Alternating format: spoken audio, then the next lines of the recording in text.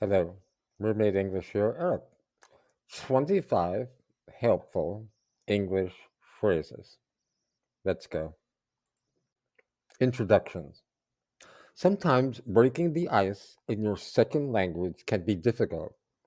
Maybe you want to talk to people, but you are nervous about how to start a conversation or how to reply to common questions. Here are four essential phrases that we often use when meeting a new person or starting a conversation with an acquaintance. These phrases will help you sound more natural when you greet people. Nice to meet you. Nice to meet you. Usually, we say nice to meet you after someone tells us their name, or you can say it was nice meeting you when the conversation is finished and you are leaving. How's it going? How's it going? This is a casual way of asking, how are you? You can use it with friends, but don't use it in formal situations like a job interview. Here are some possible answers to this question. Great, pretty good, it's okay, not bad, can't complain. What's up? What's up? This is a casual greeting, but it's a little different from how's it going. The speaker is asking what is happening, but in a very general way. You don't have to explain what you're doing in detail. Possible answers are not much, just studying, I'm just waiting for my class.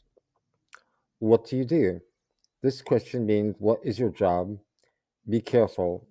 It does not mean what are you doing. It always means your job. And sometimes it's can be impolite. You'll have to make up your own mind when to use it. Keeping the conversation going. Do you ever start a conversation in English and find that it ends too quickly?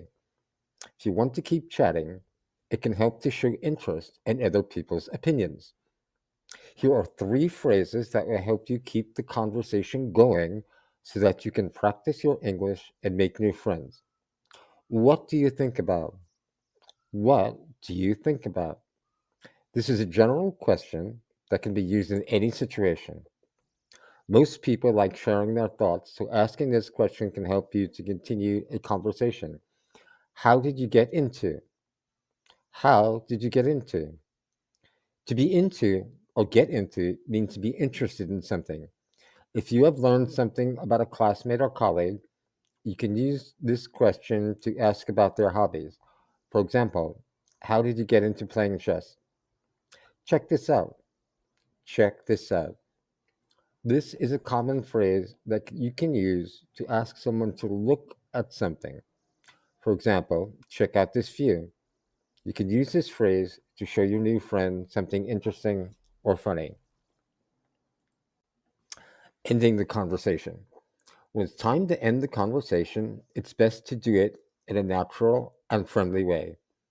Here are five phrases that will help you wrap up a conversation and say goodbye gracefully. That sounds good. That sounds good. You can use this phrase to agree to a suggestion or an idea.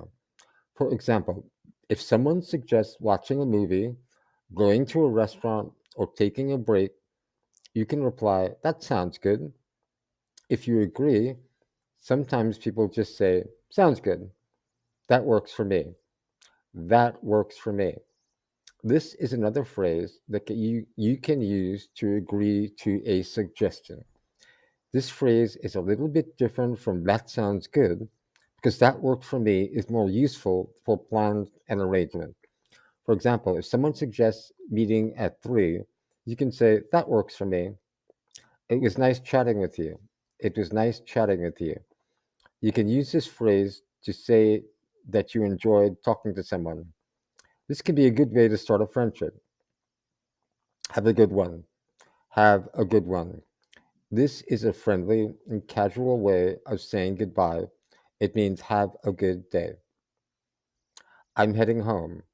I'm heading home. Sometimes heading means going. In this case, the sentence will usually include a place. like home or work. For example, I'm heading to work now. Sometimes when we need to end the conversation, we tell the other person that we need to go somewhere. For example, it was nice chatting with you.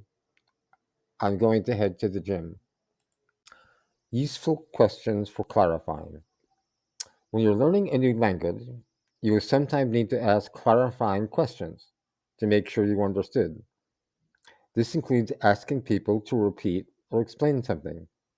Could you say that again, please? Could you say that again, please? This is a more natural way of saying, please repeat. What does that mean? If you don't know the meaning of a word, you should ask, what does blank mean? Be careful, it's not correct to say, what means blank? How do you spell that? How do you spell that? It can be a useful question if you need to write a word. It can also help you remember a name that is unfamiliar to you.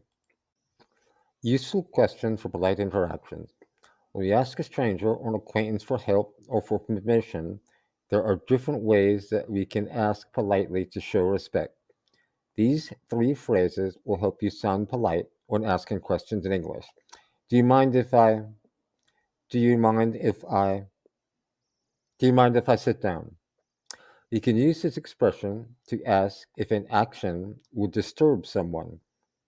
For example, do you mind if I close the window? Or do you mind if I smoke here? I was wondering if. I was wondering if. This is an indirect way of asking a question. For example, instead of asking, can I borrow your notes? You can say, I was wondering if I could borrow your notes. When you use this phrase, you have to use the next verb in the past tense. I was wondering if you wanted to watch the game with me. Could you give me a hand? Could you give me a hand? Give someone a hand means help someone, usually with something physical. If you need help, you can ask, could you give me a hand? If you see someone who might need help, for example, someone is trying to move a heavy object, you can ask, can I give you a hand with that? When we are asking for help, we usually use could because it sounds more polite than can. Polite language. Sometimes we just need a simple, polite phrase for the appropriate situation. Here are four easy phrases that you can use to sound more natural in common context. Excuse me. This phrase is useful in many situations. You can use it to apologize for something small, like bumping into someone by accident. You can use it to get someone's attention before asking a question, like in a store. You can also use it to politely ask someone to move aside if you are trying to walk, for example, on a sidewalk.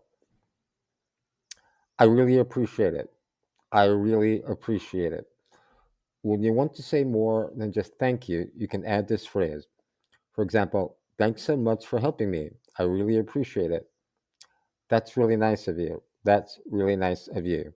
This is another way to give someone an extra thanks. You can replace nice with other words like generous or kind. I'm sorry to hear that. I'm sorry to hear that. This phrase is useful when someone gives you bad news or tells you about something unfortunate happened to him or her.